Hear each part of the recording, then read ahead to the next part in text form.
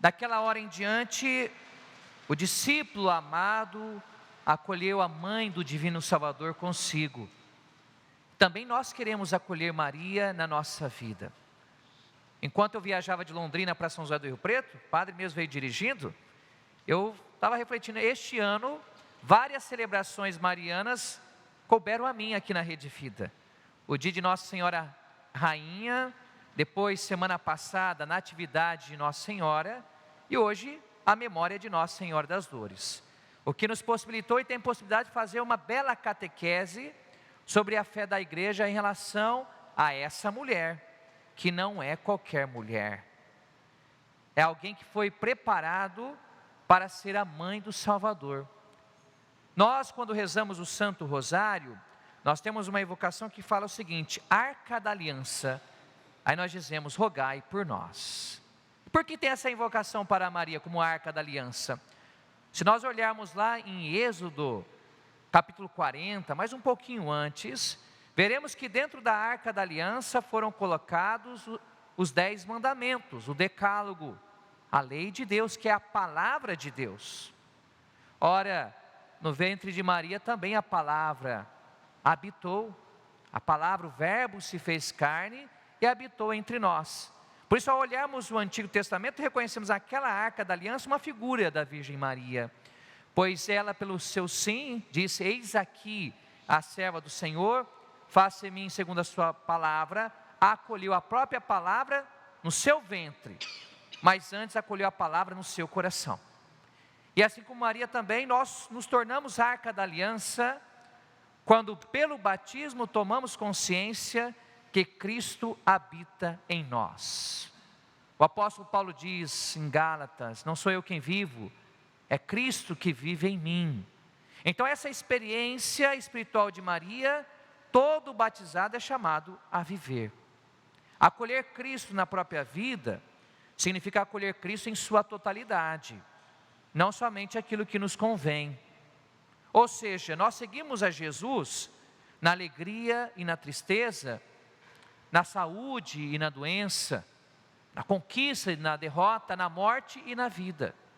Pois se nós colhêssemos de Cristo somente o que nos interessa, nós não teríamos fé verdadeira, seríamos interesseiros em relação a Deus. E um elemento fundamental do cristianismo é a realidade da cruz. Padre, você quer dizer então que o cristianismo faz um elogio ao sofrimento? Não, não é isso. Nós não somos masoquistas. Quem que é o masoquista? É aquele que gosta de sofrer. Na verdade, Deus não quer que a gente sofre. Depois a gente vai ver o porquê disso. E nem nós acreditamos num Deus sádico, que fica distribuindo para nós sofrimentos e culpas e punições. Mas por que então tem a realidade da cruz e por que nós falamos do sofrimento? Porque o sofrimento, quando bate as portas da nossa vida, por amor à palavra de Deus, por amor à verdade, esse sofrimento ele é salvífico, ele é educativo. Existem certos sofrimentos na nossa vida que nós somos culpados. Levamos uma vida de devassidão, uma vida de pecado, e às vezes as consequências da vida batem às nossas portas. E aí nós vamos colocar culpa em Deus? Não, nós somos responsáveis, faz parte da maturidade da vida. Eu me lembro do Padre Léo, de grata memória, que quando ele ficou doente, ele falou assim que ele nunca brigava com Deus, porque ele sabia que em grande parte o que ele estava passando naquele momento era fruto do quê? Das suas decisões passadas. Tem um sofrimento, uma dor, que nós somos responsáveis, fruto das nossas decisões mal pensadas, mal calculadas. Mas existem certos sofrimentos que não dependem de nós. Certas doenças de tradição genética familiar, um acidente nós podemos sofrer pela imprudência de outro, da maldade do outro. Então muitas vezes nós não somos responsáveis, nós só podemos ser vítima do sofrimento, vítima da dor, do mal que o mundo pode nos causar. E talvez são nesses momentos em que o questionamento do sofrimento, o questionamento da morte, do luto, da dor e do próprio sofrimento falam mais forte na nossa vida. Eu como padre, por exemplo, Já tive que acompanhar várias mães que, como Maria, perderam filhos. E uma mãe que perde um filho, ela pode ter 10 filhos. Ela nunca vai se esquecer daquele filho que ela perdeu. Nenhum filho substitui o outro. Quem é mãe sabe disso, mãe para valer. Eu me lembro da minha avó e da Aline Sebastianópolis do Sul. Eu tive um tio que morreu muito novo, com 32 anos de idade. E quando a minha avó veio a falecer, nós fomos mexer nas coisas dela. Ela tinha guardado todas as coisas do meu tio. Nos últimos momentos, a sua troca de roupa, o que ele usou. A minha avó, desde a morte do meu tio, ela ficou nessa realidade, dessa experiência de Maria aos pés da cruz, de experimentar a dor de um filho. Quando eu vou a um velório e eu tenho que consolar uma mãe dessa, e veja, mais do que 1000 palavras, é a nossa presença como igreja, é o nosso abraço. Às vezes algumas mães chegam até mim e falam assim: padre, o que meu filho ou minha filha fizeram para merecer isso? Tem certas situações que não tem culpa, né? Eu falo assim sempre para essas mães: o que Jesus também fez para merecer a cruz? Talvez você, para viver essa realidade de luto, de dor, de separação, você vai ter que se unir a Maria nesse processo de ressignificação da cruz. E quando nós sofremos, seja pela nossa culpa ou não, quando nós somos vítimas, nós não podemos jogar o sofrimento para debaixo do tapete do nosso coração. Falam que nós somos fortes, que nós damos conta. Não é verdade.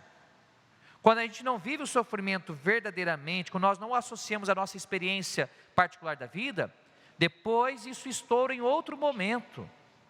É como uma panela de pressão. Então, se você perdeu algum ente querido, você que é mãe, que me acompanha neste momento, ou se você vive um momento de luto, de dor, se for necessário chorar, chore. Tem que chorar. Não pode ficar escondendo sentimentos. Sentimentos não vivenciados depois se voltam contra nós. Mas nós choramos como Maria diante de Cristo crucificado. Em alguns momentos, alguns sofrimentos, a gente não vai compreender no primeiro momento o porquê de nós sermos atacados, passarmos por certas situações. Vocês acham que Maria compreendeu estando aos pés da cruz? Maria teve que fazer um ato de fé. E aqui nós temos 7 dores de Maria, que nós refletimos dentro da nossa tradição, principalmente na Semana Santa. Um dos evangelhos propostos é aquele da profecia de Simeão. Com certeza Maria aos pés da cruz lembrou daquilo que Simeão disse para ela: olha, este teu menino vai ser causa de queda e de reerguimento para muitos em Israel. Quanto a ti, uma espada traspassará o seu coração. Talvez naquele momento diante da cruz, tenha passado um filme na cabeça de Maria, todas as experiências, o sim, o porquê. Quando Deus a chamou para ser mãe do Senhor, o Pai não disse para Maria o que ela passaria. Quando também alguém é chamado para viver o matrimônio, para viver o sacerdócio, nós não sabemos todas as situações difíceis que nós vamos passar. Mas nós nos lançamos na fé. E a dor que Maria viveu aos pés da cruz, ela viveu nesse momento da profecia de Simeão, viveu quando ela teve que fugir para o Egito com José, a segunda dor de Maria. Quantas famílias não têm que fugir também, vivem essa situação de perseguição no mundo. Maria viveu aquele drama, aquela dor, quando ela e José perderam Jesus. Jesus ali com 12 anos ficou no templo. Quantas mães perderam seus filhos? Quem dera perder os filhos para a igreja, né? Para o templo e não para outras coisas. Depois daquela dor de Maria, encontrar Jesus no Calvário, vendo o filho dela ali sofrendo injustamente, chagado, cuspido, humilhado. A quinta dor de Maria, como a de hoje, Maria, no Evangelho de João, de hoje aos pés da cruz, vendo Jesus, e Jesus ofegando ali, fala: olha só a preocupação de Jesus, como Jesus amava a sua mãe. Olha, filho, eis aí a tua mãe. Mulher, eis aí o teu filho.